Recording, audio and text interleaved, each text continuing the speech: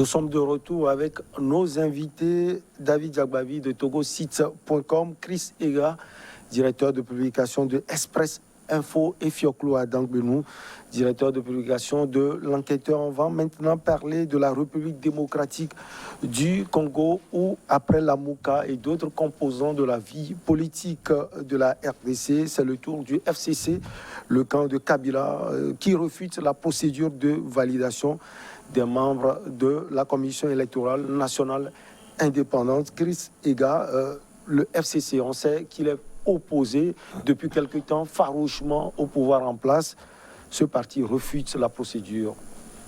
Oui, c'est de bonne guerre. On ne peut pas demander à son ennemi, ou bien on ne va pas reconnaître la pertinence des choix politiques que fait par son ennemi lorsque vous êtes vous-même un politique. Et je crois que c'est ce qui se passe. Et surtout que les deux compères, le président actuel et le président, l'ancien président, ont été, en tout cas, dans un deal que tout le monde sait sulfureux, mais qui au moins a permis à Tshisekedi d'être au pouvoir aujourd'hui. Oui. Et puis après, vous savez dans quelles conditions il y a eu rupture entre les deux hommes. Ça a été une rupture violente.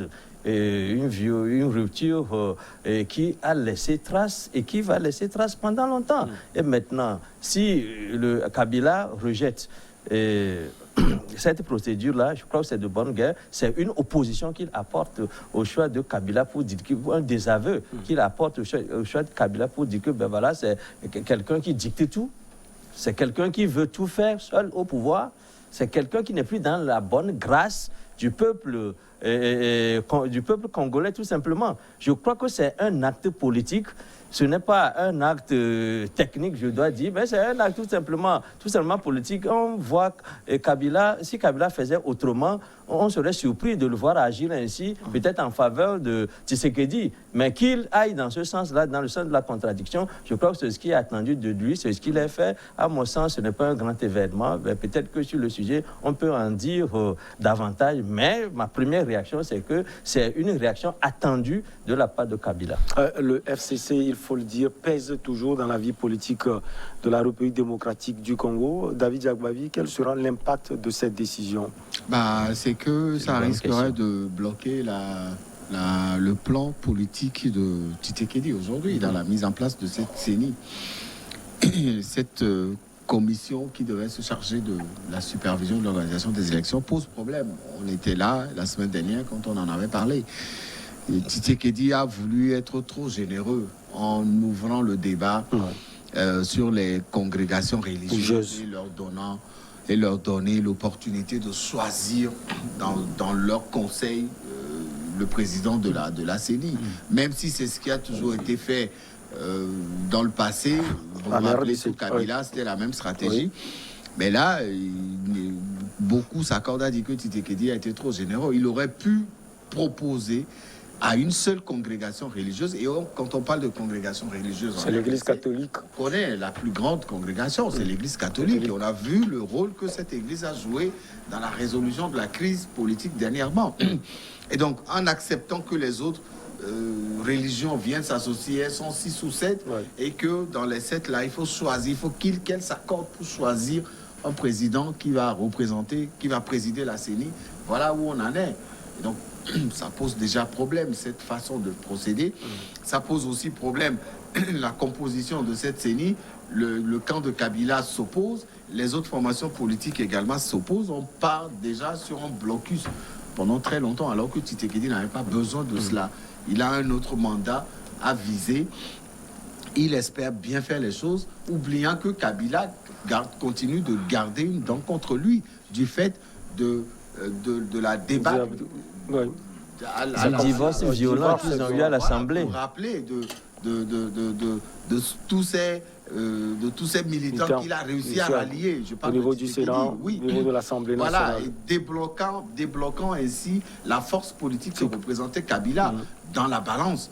Et donc Kabila ne peut pas être d'accord avec lui, parce que d'abord il est venu le chasser du pouvoir.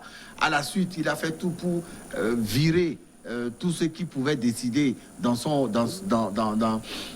alliance politique qu'il avait réussi à faire avec les autres formations. Aujourd'hui, Kabila se retrouve seul et donc il ne peut pas être d'accord avec lui. Du coup, il va tout faire pour s'opposer, c'est ce qui se passe. Et je pense que Tshisekedi n'avait pas besoin de ça. Il avait un plan qu'il avait voulu dérouler, sauf que son entourage lui a dit faisons comme ça se faisait avant, appelons les congrégations religieuses, donnons-leur l'opportunité de nous proposer un président, un nom qui puisse présider la CENI. Voilà où on en est. Et je pense qu'aujourd'hui, Tshisekedi devait comprendre qu'au-delà de tout, c'est son mandat qu'il est en train de défendre et c'est un nouveau mandat qu'il défendra dans les années à venir. David a parlé de générosité, Fioklo Adangbenou. Des analystes disent également que derrière ces confessions religieuses, il y a des soutiens mordicus. Certes, Tshisekedi a gagné une première manche en venant au pouvoir et en chassant les pro-Kabila au niveau de l'Assemblée et autres. Il ne les a pas chassés quand même. Bon, une partie, il a pris une partie. Il y a une redistribution des cartes. Il a repris la majorité des mains des kabylistes. Et quand il a fait tout ça, c'est pourquoi je dis il a gagné une première manche. La deuxième manche qu'il devait gagner aisément est celle de la CENI. Or, la procédure n'est pas bonne. À l'époque, on procédait par le clergé. Et on savait que les clergés étaient contre Kabila. Et le rôle qu'il a joué a permis l'atténuance. Le clergé, je veux parler du clergé. Aujourd'hui, Tshisekedi n'a pas à appeler ces gens-là. Toutes les confessions religieuses. Pour dire qu'ils choisissent. Il veut changer la manière de faire. Ce changement doit être total. Peut-être ignorer les religieux. À l'Assemblée, on vote les membres de la CENI. Puisqu'il est majoritaire, il change la règle du jeu. On fait les choix à la CENI. Et ceux qui sont désignés par le Parlement passent à la CENI. C'est ce que moi je pense qu'il devait faire. Voilà. Il y a d'autres formations politiques et d'autres individus qui n'adhèrent pas à cette proposition. S'ils ne se présentent pas le jour des élections, puisqu'il a donné 2 jours qui prend fin demain à minuit. Le président de l'Assemblée, 72 heures, le dernier délai, c'est demain à minuit. Si demain à minuit, la solution n'est pas trouvée, qu'est-ce qu'ils feront? Ils feront marche arrière, vont revoir les partis politiques pour amener une autre solution, ce qui n'est pas vrai. Moi, je pense que j'adhère à ce que David a dit. Qu'il a été trop généreux. En tant que responsable, ses conseillers et autres doivent décider de ce qu'il faut faire. Après, nous à laisser, c'est ça. Chris Ega, peut-être que Kabila voulait aussi changer véritablement quelque chose, pas forcément dans son pays, mais en voyant tout ce qui se passe dans les autres pays africains où la CENI politique cause des problèmes. Les gens parlent également de CENI technique et autres. Lui se base sur une CENI religieuse qui ne fonctionne pas.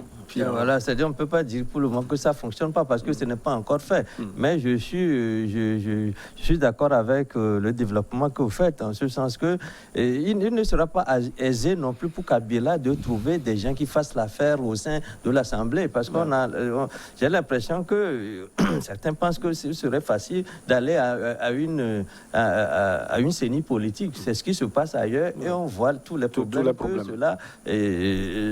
cela crée.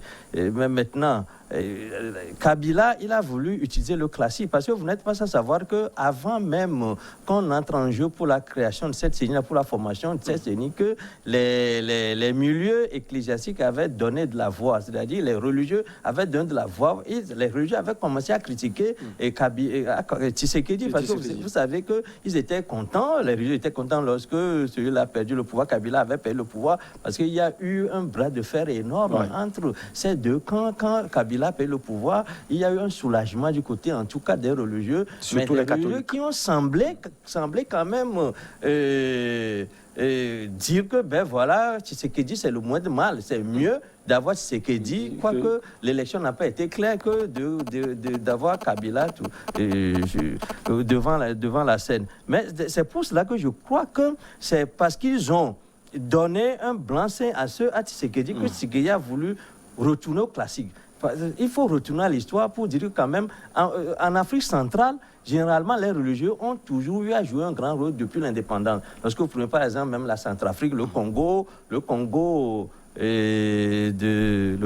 l'autre rive, Congo-Brazzaville, avec des présidents. Des religions ont été présidents dans ces pays, avec Fulbert Yolo et même l'autre président en Centrafrique qui a perdu la vie, Boganda, qui a perdu la vie dans un accident d'avion. Donc, lorsque vous revisitez l'histoire dans cette partie de l'Afrique, vous vous rendez compte que le christianisme a un tel poids que ceux qui, lorsqu'ils sortent, les leaders religieux sortent et émettent des avis, ces avis sont généralement pris en compte. Et je crois que c'est en tenant compte de ce classique, de ce qui est un classique dans cette partie d'Afrique, que Tshisekedi a voulu rebotter le ballon dans leur camp. Maintenant, si eux-mêmes, on leur dit, ben, choisissez un président, s'il n'arrivait pas à le faire, il va en faire un argument, en tout cas pour dire qu'il aura essayé. Et je crois qu'après, il fera du Goïta, c'est-à-dire qu'il va se dire que, ben voilà, je m'invite moi-même en tant que leader, maintenant que vous ne pouvez pas le faire, je vais aller peut-être à une CENI politique. Quand je vous ai donné le ballon, j'ai essayé, vous n'avez pas pu, eh bien, je prends mes responsabilités. C'est ce que j'appelle fait d'Assimi Goïta, c'est-à-dire du Goïta tout simplement. David, oui, le camp Kabila dit qu'il faut que la procédure soit la bonne et que ça reflète la démocratie. Si. Et c'est les deux conditions que ce groupe-là a posées. Le camp Kabila. Le camp Kabila. Et a mis en garde Tshisekedi. Ce que tu veux faire là, c'est un mauvais choix. Tu veux te faire le lit pour les présidentielles. Attention. Alors, David, on connaît aussi le poids de la société civile en République démocratique du Congo. Filimbine et la Lucha également rentrent dans la danse. Finalement, Félix Antoine Tshisekedi, il aura tout le monde contre lui. C'est le constat qui est fait. À la suite de sa décision de nommer cette CENI, c'est le constat qui est fait. Et quand on sait aussi le poids politique de cette société civile congolaise, on a vu ce que cette société civile congolaise a investi pour faire partir Kabila. Et donc, si elle se met sur la route de Tshisekedi, ça veut dire que c'est dangereux. Il faut que Tshisekedi écoute le peuple congolais et qu'il fasse ce que le peuple qu'il a investi demande. Et les Congolais ne souhaitent plus avoir de problèmes relatifs à des élections. Il y en avait eu tellement sous Kabila. Et à la suite, maintenant, il y a une sorte d'alternance qui est arrivée au sommet de l'État. Il faut continuer dans cette démarche-là pour éviter que la RDC tombe dans des travers électoraux et qu'il faut tout le temps être contre l'autre lorsque des élections se pointent à l'horizon. C'est dans 2 ou 3 ans qu'il va organiser les élections. Ce qu'il a fait de bien, c'est que très tôt, il a commencé à monter la fondation qui permettra d'asseoir une sorte d'accord politique relatif à l'organisation des prochaines élections. Si c'était à 1 an, comme ça s'est fait dans certains pays, à 6 mois, comme ça s'est fait dans d'autres, on assisterait encore à ce désordre politique du côté de la RDC. Mais Tshisekedi a quand même été sage. Au-delà de sa générosité, je pense aussi que c'est peut-être un test qu'il a voulu faire à l'endroit de la population congolaise pour savoir si certaines de ces décisions sont unanimement acceptées ou alors unanimement rejetées. Et dans le cas d'espèce de la CENI, je pense que c'est une décision qui est unanimement rejetée par l'ensemble de la population congolaise, également par certaines formations politiques et qui sont en face de lui et ceux qui sont avec lui aussi. Ça lui permettra peut-être de poser les jalons à l'avenir pour trouver la bonne graine pour le juste bon dosage. Voilà, pour le juste milieu politique qui puisse satisfaire et ce camp et l'autre camp. La pause et le terminus avec le sujet portant sur le Togo.